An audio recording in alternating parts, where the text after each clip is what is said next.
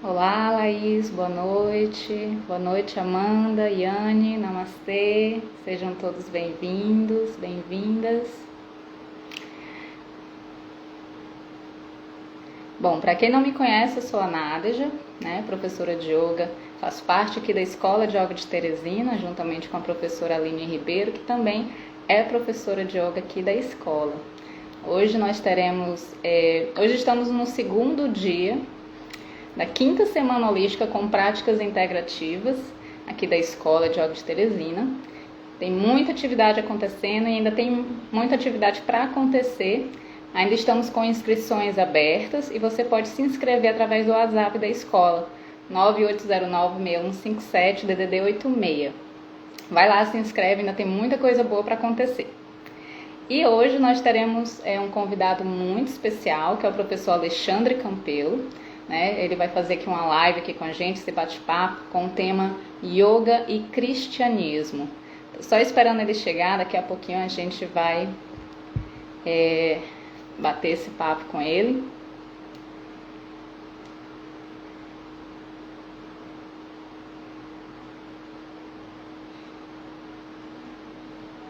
Bom, o professor Alexandre Campelo, ele, para quem não conhece, ele é pedagogo, pós-graduando em teologia, escritor, autor de obras. Opa, ele já chegou aqui, eu vou então aceitar. Olá, Aline, namastê. Bem-vindos, queridos.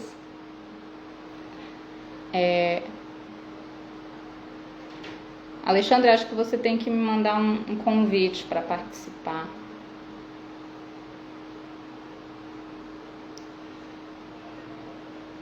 Tem que pedir para eu te aceitar aqui na live.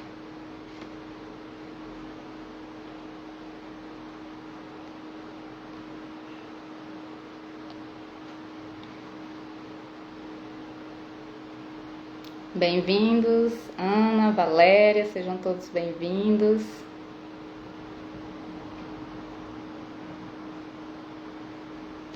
Opa.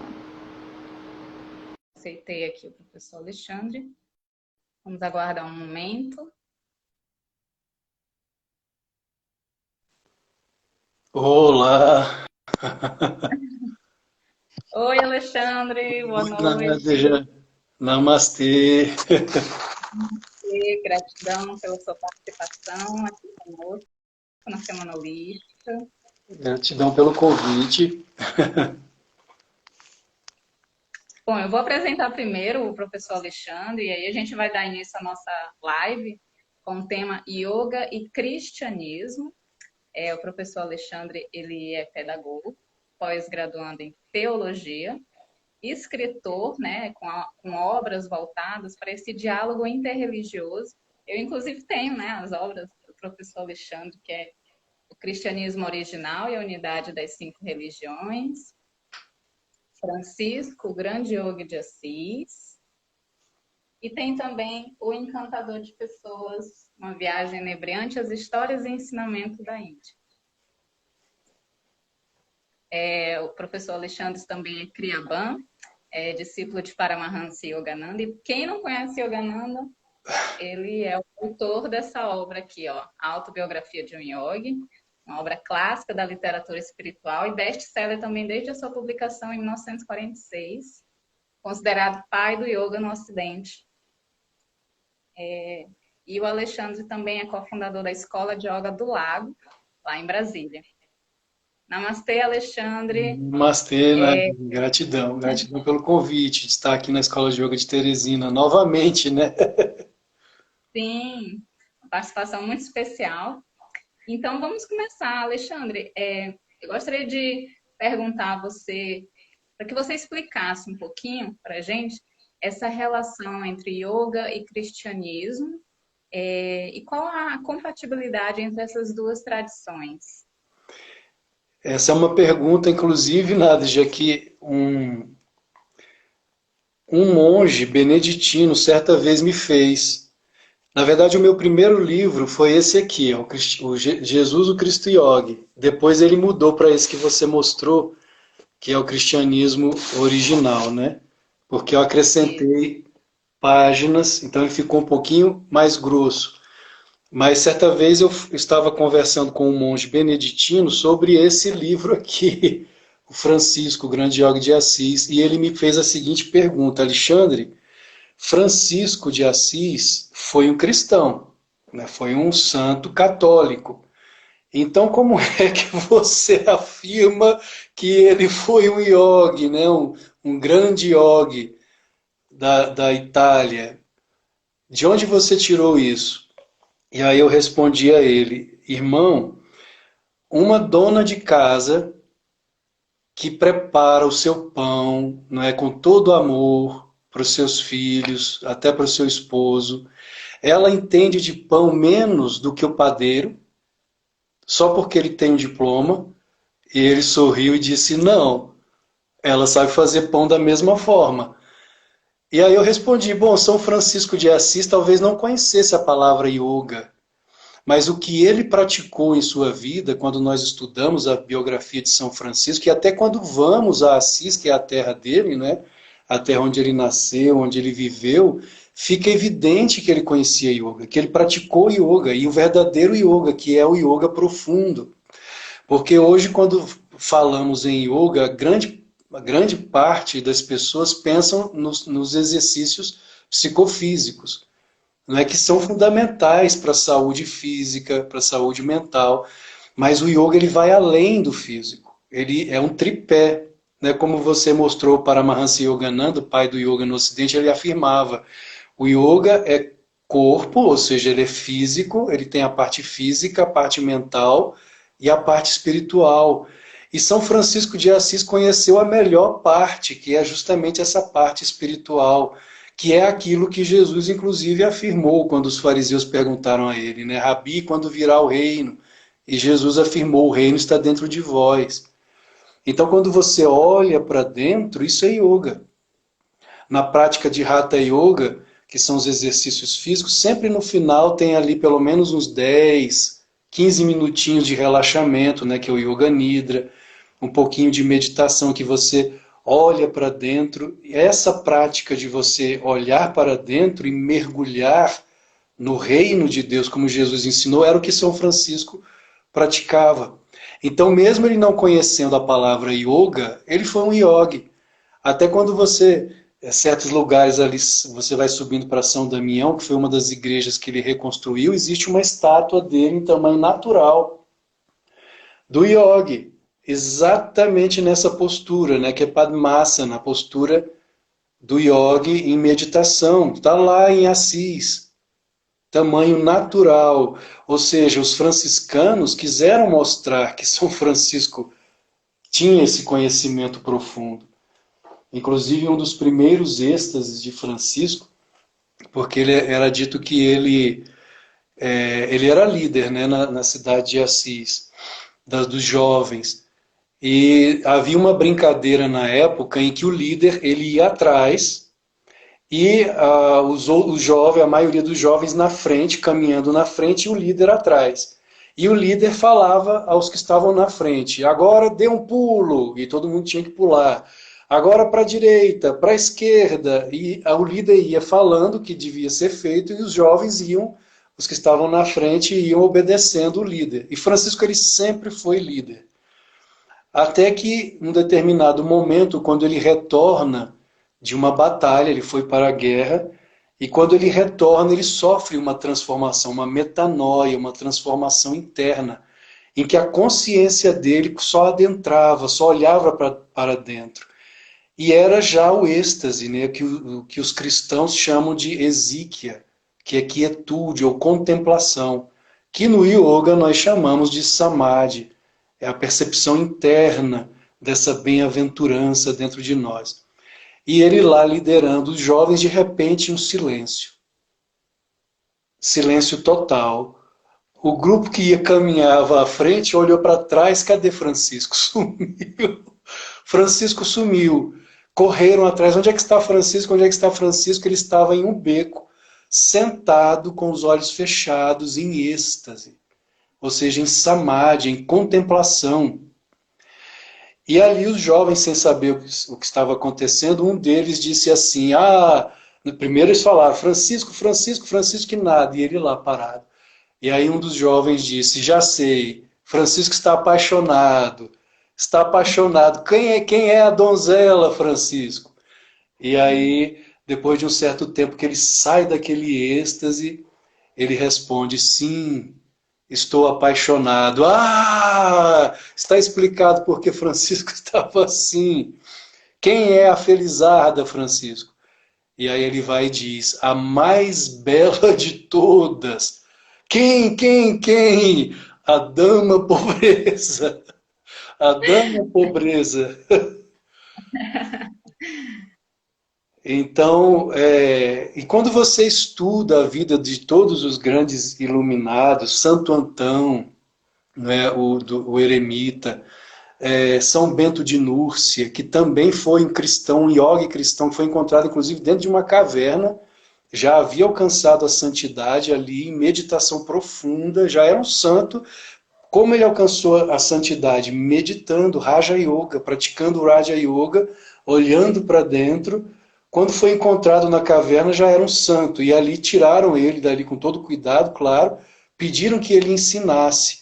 E ele fundou a ordem, não é, dos beneditinos. Então, a ordem dos beneditinos, os beneditinos, eles praticam meditação. Inclusive, muitos monges beneditinos, reconhecidos pelo Vaticano, escrevem hoje Thomas Merton, William Johnston, John Main, Bada Griffiths, escrevem sobre esse diálogo entre o yoga e o cristianismo e o budismo também, mostrando que na essência, né, na hermenêutica esotérica, todas as tradições dialogam. O próprio Yogananda dizia, se Jesus, Krishna e Buda estivessem reunidos hoje aqui, eles se reconheceriam como irmãos, porque a essência do que eles ensinaram é a mesma.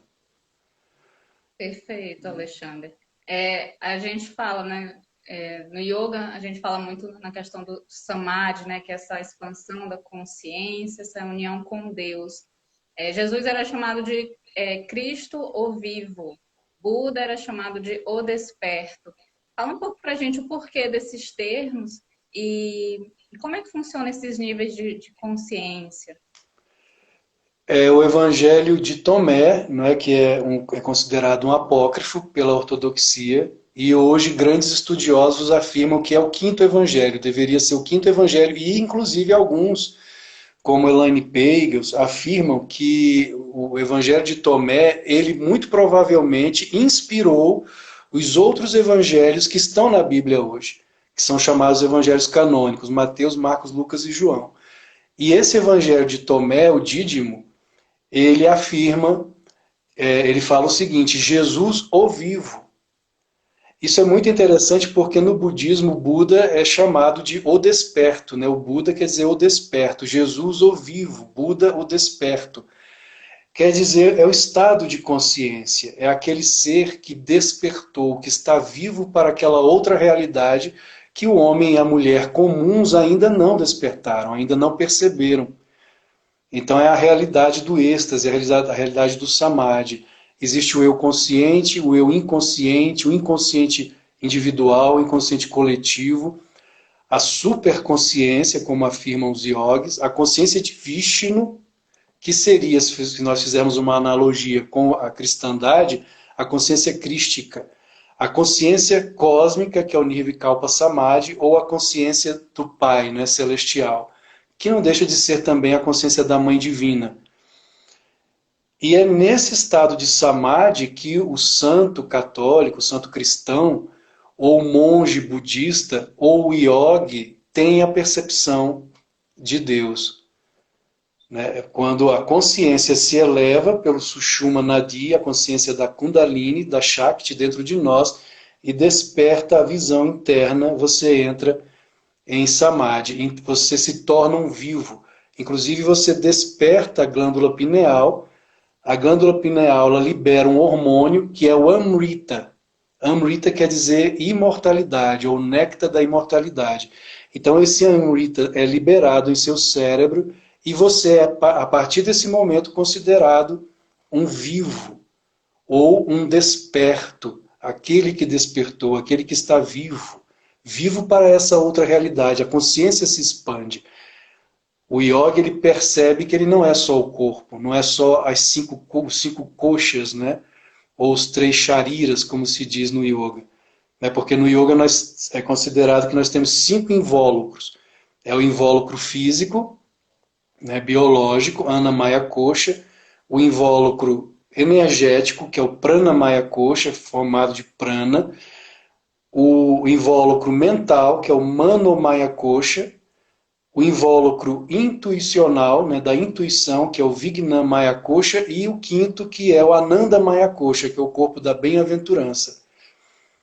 Então, quando você desperta, você vai além desses coxas. A consciência ela vai além dos corpos, dos chamados corpos ou invólucros, e vai, como eles mesmos afirmam, até a consciência do centro do empírio. O que é o centro do empírio? É o próprio absoluto.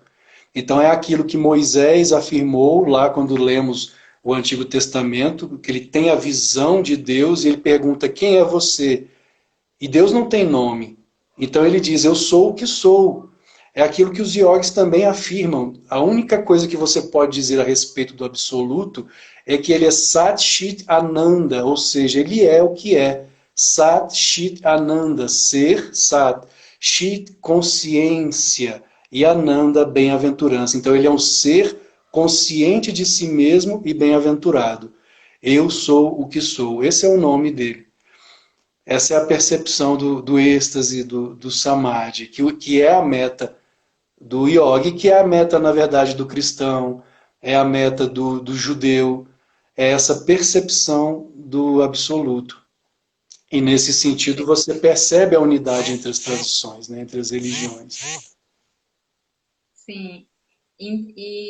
Então, qual a importância da hermenêutica, né, para entender esses textos sagrados e essa relação entre as religiões, né? Porque é justamente a questão da hermenêutica que pega, né, nas pessoas, né? Que vem as más interpretações. Sim, sim. A hermenêutica, a etimologia, né, por exemplo, a própria palavra religião. Hoje confundimos religião com instituição. Religião, se você for olhar a etimologia da palavra, ela vem do latim, religare, ligar novamente o homem a Deus. E não necessariamente a pessoa religiosa, ela está ligada a uma instituição. Não. Você pode estar fora de todas as instituições e ainda assim ser uma pessoa religiosa, que quer dizer, no sentido etimológico, uma pessoa espiritualizada. Uma pessoa que crê no absoluto, que crê em Deus, que busca esse Deus que está dentro de você, na verdade, e só basta você olhar para dentro, você é uma pessoa religiosa. Então existe essa questão, a hermenêutica é a interpretação. E é justamente por causa das interpretações que fazemos hoje da Bíblia, dos Shastras indianos, né, que são os textos sagrados da Índia, dos sutras do budismo, de uma forma superficial, é que existem as divisões, os sectarismos, as guerras religiosas. Por quê? Porque quando interpretamos as escrituras ao pé da letra, nós incorremos em erros de hermenêutica, em erros de interpretação. E aí é importante, é fundamental nós recorrermos aos verdadeiros hermeneutas. Quem são os verdadeiros hermeneutas? Aqueles que chegaram lá, um São Francisco de Assis, não é, uma Teresa de Ávila, um São João da Cruz, Yogananda, né? em pleno século XX, um Paramahansa Yogananda, não é, Swami Vivekananda no século XIX, Ramakrishna Paramahansa, esses seres, esses homens e mulheres, uma Ananda Maimá, não é, que tiveram essa percepção do êxtase, que tiveram essa percepção direta do absoluto, então eles são capazes de falar com autoridade em relação à hermenêutica, à interpretação das escrituras, como foi o caso de Jesus há 2000 anos. Inclusive, quando vamos ler a Bíblia, os fariseus diziam que Jesus falava com autoridade. Falar com autoridade não é que ele falava com raiva, não. É porque ele falava a verdade. Quando você fala a verdade com a autoridade do Espírito, então é uma verdade que produz impacto, porque ela está carregada de ojas, né? Ojas quer dizer energia vital. Como o próprio Yogananda dizia, Jesus foi uma escritura viva. Existe até um episódio da vida de Jesus em que os discípulos dele foram colher cereais em dia de sábado. E era o sabá, né? Era proibido você fazer qualquer coisa em dia de sábado. E os fariseus chegaram para Jesus. Existe até uma outra história que eu quero contar também, se você me permitir, Nádia, do Evangelho da infância de Jesus, em que ele viola o sábado. Mas já adulto, né?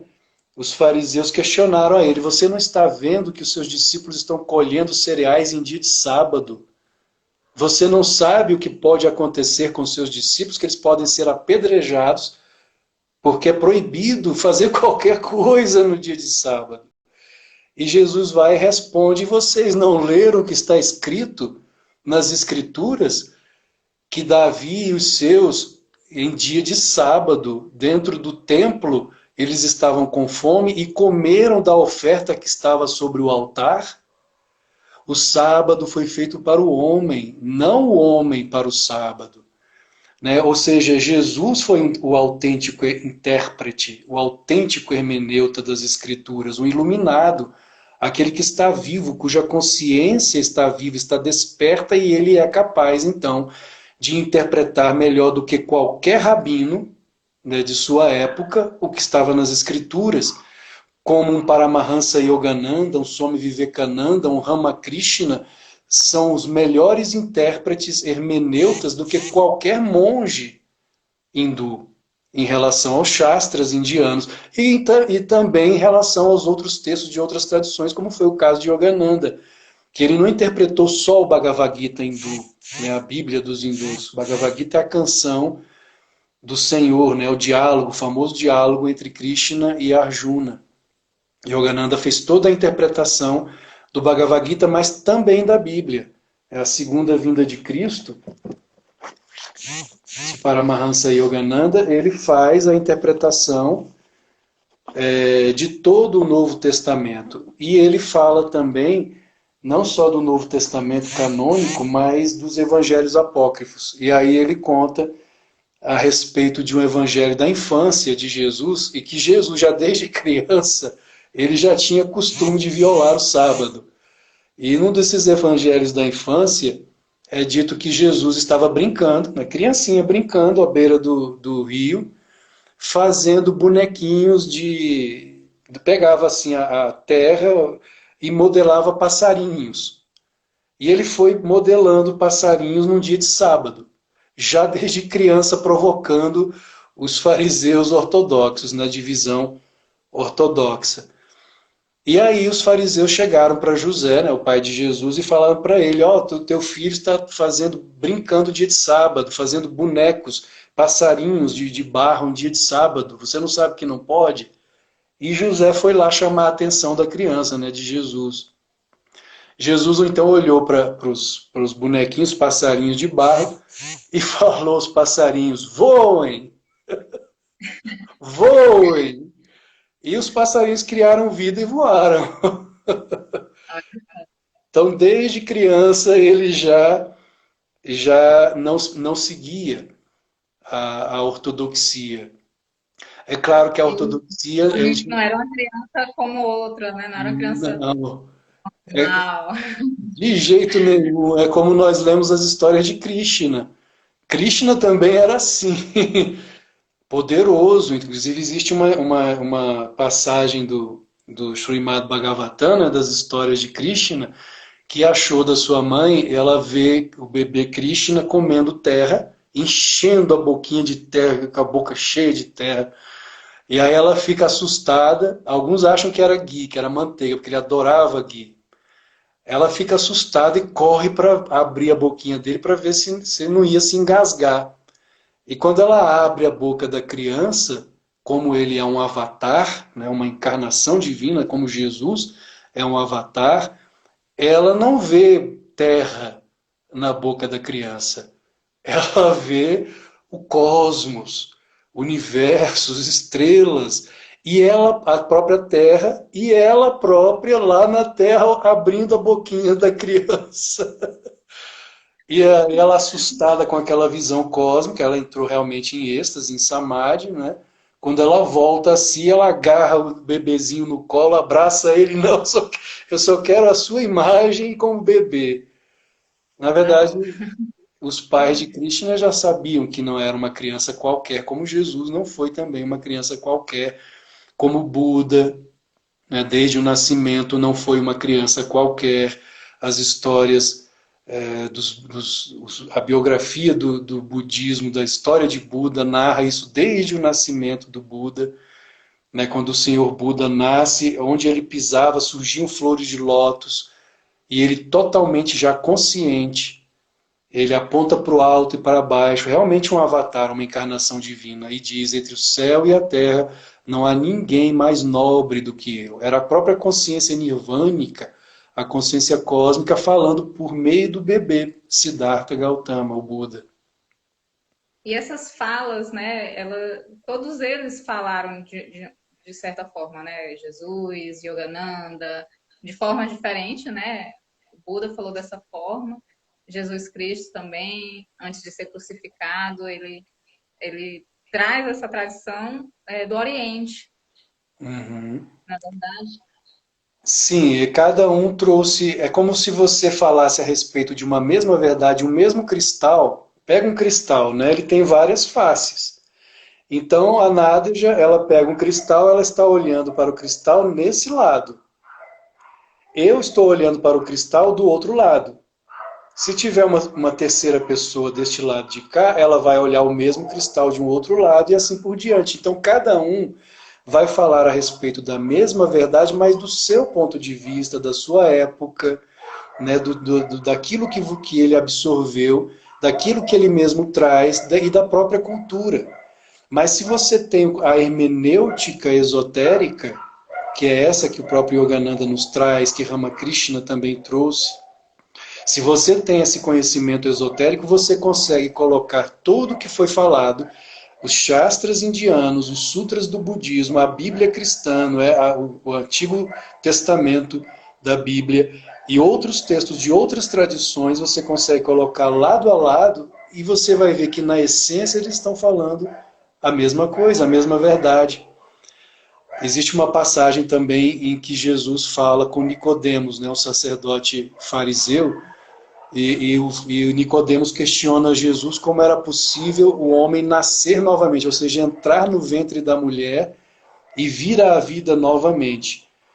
E Jesus vai ali dialogando com ele, né, que era necessário nascer da água e do vinho, e ele então vai e diz: assim como Moisés ergueu a serpente no deserto, deve o Filho do Homem ser erguido, para que todo aquele que nele crê tenha nele a vida eterna. A serpente tem um simbolismo esotérico, que naquela época de Jesus era Naash, ou Ophis, que significa serpente.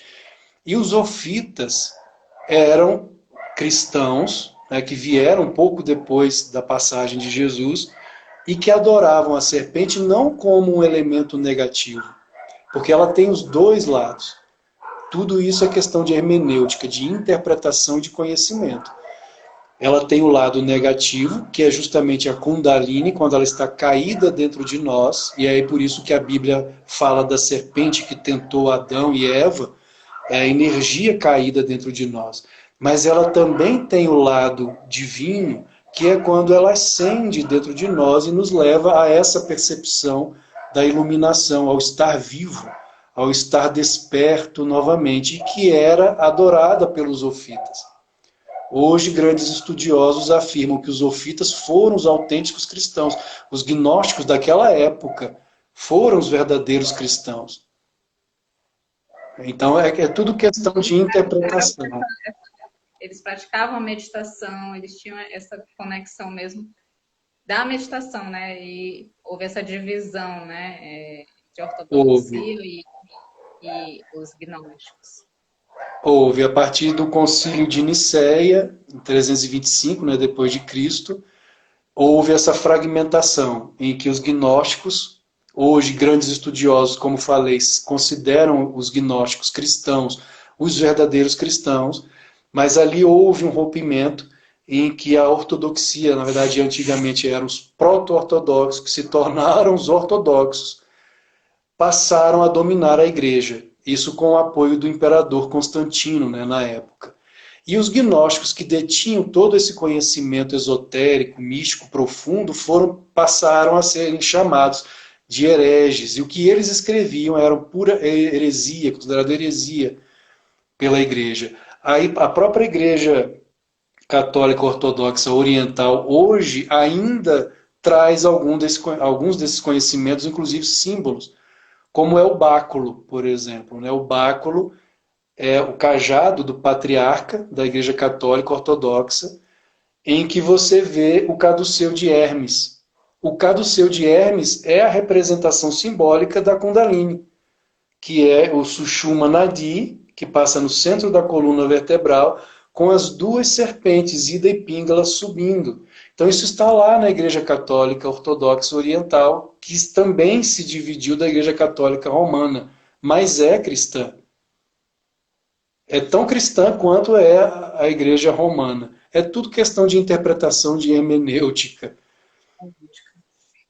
Alexandre, o Paramahansa Yogananda, né, ele é considerado o pai do yoga no Ocidente.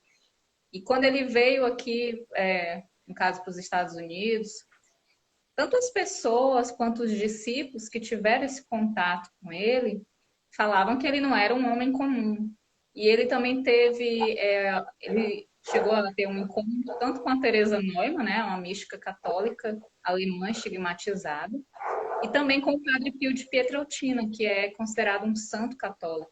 Então daí a gente vê, simbolicamente, houve esse encontro, né, do hinduísmo, né, o santo hindu, e de santos católicos. Fala um pouco desses encontros, né, que o Yogananda teve com eles. Yogananda, quando chegou na América, né, nos Estados Unidos, em 1920, os discípulos que o conheceram pessoalmente relatavam que não era uma pessoa comum. Não era um homem comum. O próprio irmão Ananda Moy, ele dizia que a energia, a força espiritual de Yogananda era tanta que ele dizia assim, pouquíssimas pessoas não sentiam nada perto dele, pouquíssimas. Ele chegava a curar pessoas pelo olhar, só pelo olhar. Existem relatos de pessoas, algumas com problemas mentais, inclusive certa vez eu li na revista da Self-Realization, o relato de uma senhora, isso da época, claro, né? 1920, 1930, aquela época, em que ela disse que ela viu dos olhos dele saía luz, uma luz azul. E essa luz penetrou nos olhos dela, penetrou no cérebro e ela foi curada. Ele curou Dayamata, né, de um problema sério que ela tinha de pele, curou o irmão dela, o Sr. Wright, de epilepsia. Ele ressuscitou uma mulher que já estava morta na Índia. A própria Dayamata, ela dizia, eu conheci todos os poderes de Yogananda, mas nenhum dos poderes dele me interessava. O que me atraiu a ele foi o grande amor que ele tinha por Deus. Era esse amor que me atraía, porque o que eu queria era amar a Deus. E eu sabia que ele iria me ensinar esse amor a Deus. É dito pelos discípulos que quando ele começava a falar, e quando ele entrava em êxtase, em samadhi, o ambiente se impregnava de uma aura, né, de uma energia de amor divino. Não é à toa que mais tarde colocaram o título nele de Prema Avatar. Né? Prema quer dizer amor supremo, então uma encarnação do amor supremo. E ele, em 1935, ele visitou esses dois grandes santos católicos, né, que você citou, Nadja.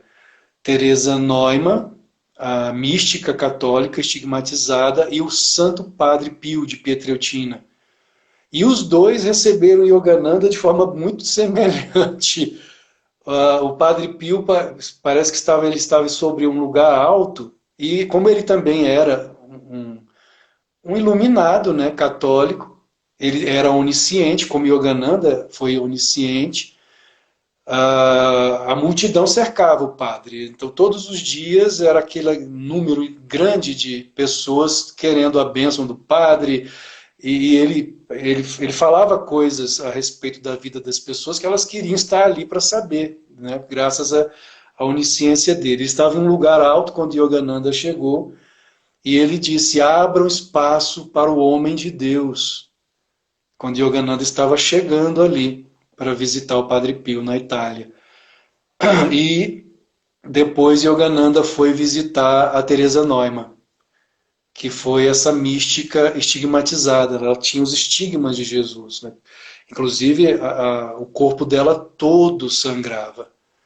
Ela tinha a visão da paixão de Cristo, ela entrava em êxtase, entrava em samadhi, e ela via a paixão como quem vê um filme.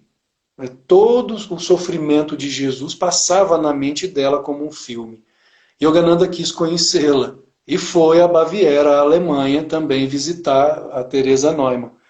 E quando ele chega na residência de Teresa, ela manda o seguinte recado: apesar de o bispo me haver pedido para não receber visitas, abrirei uma exceção ao homem de Deus vindo da Índia.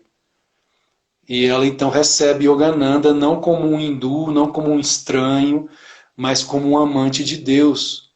E ela, sendo uma mística católica, com os estigmas de Jesus, sangrava, os olhos dela sangravam, a cabeça, a coroa de espinhos, o corpo dela inteiro sangrava. Ela perdia litros de sangue em cada visão que ela tinha de Jesus, era sempre nas sextas-feiras.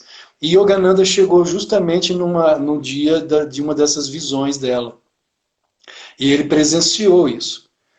E na hora em que Teresa estava tendo a visão, né, em êxtase, como ele era um onisciente, ele entrou na mente dela, como ele mesmo relata, e ele viu o que ela via. Ele viu toda a paixão de Cristo, como ela estava vendo.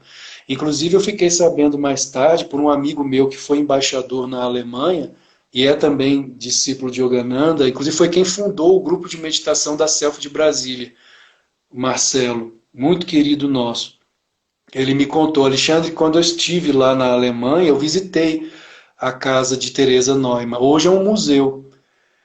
E é muito interessante que os cristãos, os católicos alemães, dão hoje muito crédito a ela, graças a Yogananda. É Olha interessante só. isso. Yogananda foi lá para dar crédito a ela. E a E selfie ela só se cresceu muito na alimentava Alemanha. com uma hóstia, né, Alexandre?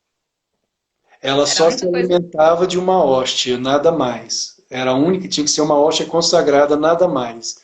Então ela vivia de luz, né? Vivia de energia, de luz. Assim como Giribala na Índia. O próprio Yogananda, apesar dele ser cheinho, ele não comia como nós pensamos. Tem palestras dele que ele fala: eu estou há 40 dias de jejum. Jejum. A Giribala, na Índia, ela não se alimentava de nada e ela era gordinha, era cheinha. A própria Teresa Neumann também, apesar de o único alimento dela ser uma hóstia por dia, nada mais, ela não era magra, ela era cheinha. Energia, tudo é a mente. Isso é uma das coisas que os yogis devem aprender. Titiksha, é o controle mental, a mente é poderosa. Então a mente é capaz de tudo.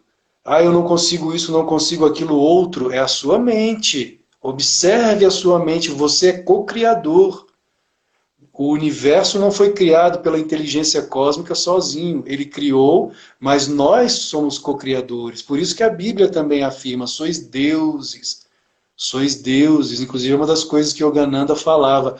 A partir do momento que vocês começam a praticar a meditação, cuidado com o que vocês pensam. Observem os seus pensamentos, porque quanto mais você medita, mais poderoso, poderosa você se torna. Auto, Então, e observe a seus pensamentos, autorresponsabilidade filtre também é seus pensamentos. importante. Oi? A autorresponsabilidade ainda é mais importante. Quanto mais você tem, mais responsabilidade. Exatamente. Alexandre, quando você, no início, né, você conheceu a meditação bem jovem, né, há 13 anos, se não me engano, Eu tinha 14. 14 anos. Mas antes você era da Igreja Católica, você ia às missas normalmente. Fala um pouco dessa experiência de ter estado nas missas católicas e depois ir para um grupo de meditação, que, que inclusive te reconectou com a igreja, com o cristianismo, né? Isso. Meu pai, ele quase foi padre, né? E conheceu minha mãe, ele foi dar aula de português, conheceu minha mãe, a minha mãe foi aluna dele, ele desistiu de ser padre, começou um namoro e desistiu de ser padre. Então a minha infância foi dentro da Igreja Católica. Eu não sei por que eu sempre pensava, isso ninguém me falou, não me lembro de ninguém me falar isso. Eu achava que ao entrar na missa eu tinha que sentir uma paz, alguma coisa, já que era a casa de Deus, né? Me falavam, aqui é a casa de Deus, me falavam. Então eu achava que tinha que sentir algo. Mas começava a missa, terminava e eu percebia que eu saía da missa, mas eu entrava leve e saía pesado da missa. Isso me inquietava, isso criança, isso me inquietava. Até que aos 14 anos, minha mãe me levou a um grupo de meditação aqui em Brasília, em Taguatinga. E nesse pequeno grupo de meditação era liderado por uma senhora chamada Leonora, nós a chamávamos de Irmã Leonora. Eu tive experiências muito fortes ali, nesse pequeno grupo. E a partir do momento que eu comecei a meditar e a olhar mais para dentro, quando eu ia à missa, eu sentia a paz. Era como se a missa tivesse que estar dentro de mim primeiro. E não fora primeiro, dentro primeiro. O meu amor por Cristo tinha que estar primeiro dentro de mim, não necessariamente no sermão do padre, que inclusive é uma das coisas que Yogananda fala. Não é só pelo sermão, você tem que experienciar Deus dentro de você. E aí as missas passaram a ter uma novidade maior. Eu entrava nas missas, como hoje em dia, se eu vou a uma missa, para mim eu vejo luz no altar, eu vejo luz na igreja, coisa que não me foi ensinado quando eu era criança.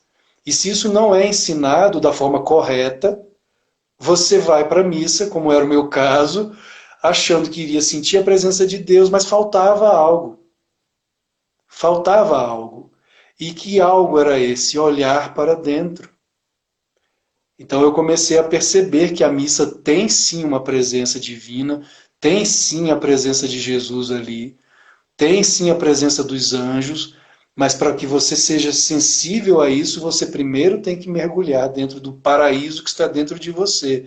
E aí você percebe o que está à sua volta ali. Mas foi basicamente isso.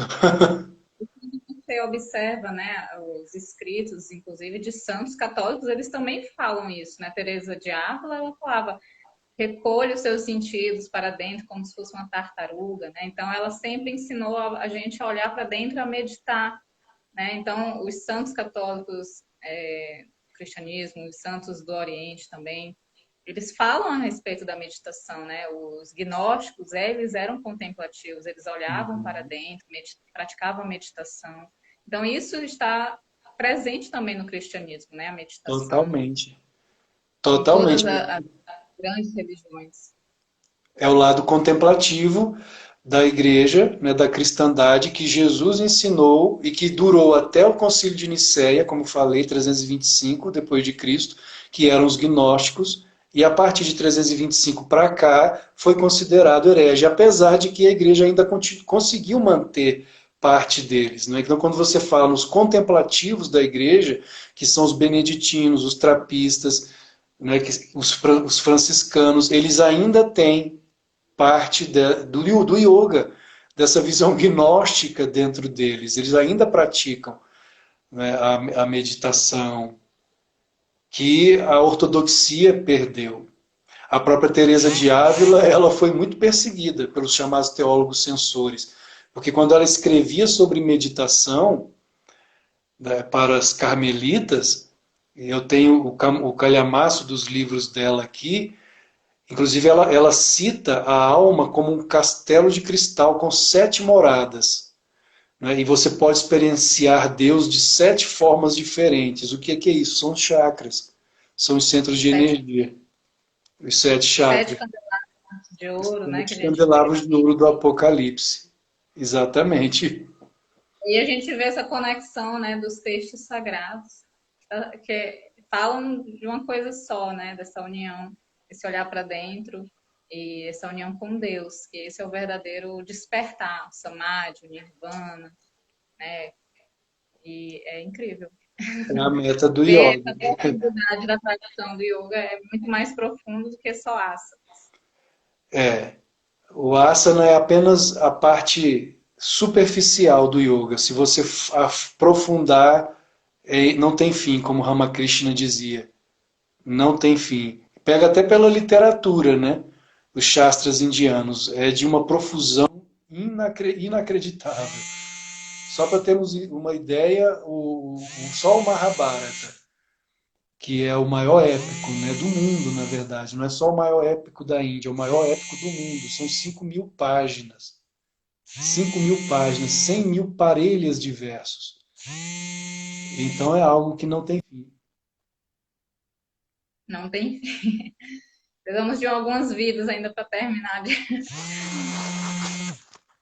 Alexandre, nosso tempo está acabando. Eu agradeço imensamente a sua presença para abrilhantar ainda mais a nossa Semana Holística.